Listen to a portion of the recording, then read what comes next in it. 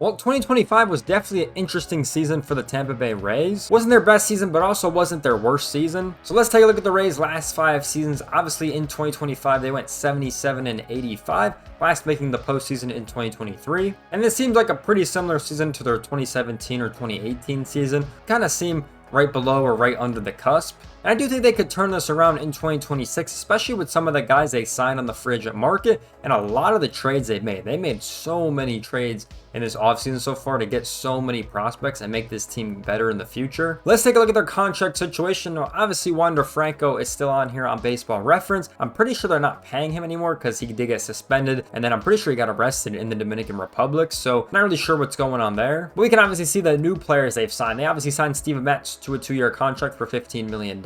Cedric Mullins was one of the players they signed, 1 year, $7 million, and he has a mutual option in 2027. And then Jake Fradley was the other player that they did sign on the free agent market, 1 year, $3 million for 2026. And then obviously Drew Rassman is still on that 2-year deal he had last year, so he'll be in his last year of that contract. He does have a team option in 2027, so definitely think the Rays would probably bring him back if I had to guess. And then Yandy Diaz says he's a free agent, but on Sport Tech, it says he's on the team till 2028. So I'm assuming he's on the team. I think they just have to update it on Baseball References side. But with all that being said, they're supposed to spend $69.4 million in 2026. Sport Tech has them spending around $82 million so far, being the 30th payroll in the league. And if we look at what they spent last year, they spent around $103 million. So I personally think they'll probably get up to 100 if I had to guess, especially if they go out and sign 1 or 2 more players. That's personally just what I'm thinking for the Rays, and I pretty much think they might be dead last again. And if they get right around 100 again, then they should be, one of the bottom 5 teams in payroll. Just by looking at all the stats and all the numbers, and especially what some of the other teams are doing, we'll kind of wait and see. So those are all the Rays contracts and figures. Definitely confident in this team to definitely prove it around in 2026. Let's take a look at their active roster right now because it's pretty good in my opinion. Let's start with this rotation. Obviously, Shannon McClanahan, Drew Rassman, Ryan Petey, and Steven Matz is going to be a great 1 through 4. I think Steven Matz, being a veteran guy, is definitely going to help a lot with the younger players. Now, I'm definitely excited to see how they mesh together as a rotation, and obviously they still need to figure out the 5th guy as well with 4 other players in here. Let's move on to their bullpen because the bullpen's actually pretty solid. The Griffin Jacks trade, in my opinion, with the Twins was probably one of the best players that they got at that deadline. I mean, he's just such a good player.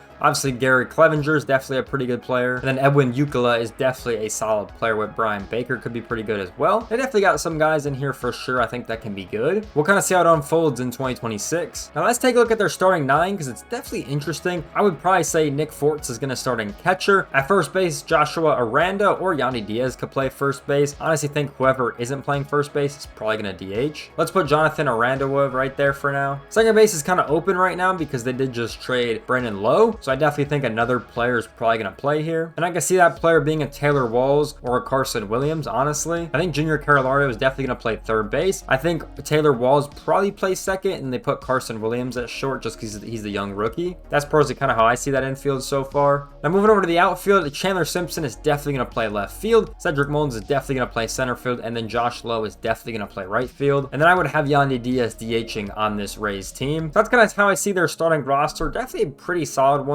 for the most part. And we definitely could see a lot of changes to that with prospects getting called up. Now let's take a look at the top 100 prospects. The Rays have 2 players in the top 100 that definitely look pretty solid. Coming at number 50 is going to be Carson Williams. Now he did play with the Rays in 2025. He only played 32 games and batted a 172. So obviously not the greatest. Probably going to have to prove himself in spring training to see if he's worthy of another shot. But in 2025 in the minor leagues, he batted a 213. So it wasn't nothing crazy, but he definitely had some pretty solid numbers for the most part with RBIs, home runs, doubles, things like that. He definitely proved himself at the major league level, but I definitely think if he plays well enough in spring training, I definitely think he could get a starting spot just with kind of how that infield looks right now. But we'll kind of wait and see, and I'm definitely excited to see how he performs in 2026. Now coming at number 65 is going to be Theo Gilden, and he was drafted in 2024 with the 1st round pick at number 18. And he's played 81 games at this A-ball level in 2024 and in 2025. And in 2025, he was definitely a little bit better than he was in 2024. He batted a 267, which is pretty solid, but mainly a singles guy. He only had 5 home runs, 18 RBIs, 12 doubles. Like, he's mainly more of a singles guy for sure. So we kind of got to see how he performs moving forward. Not the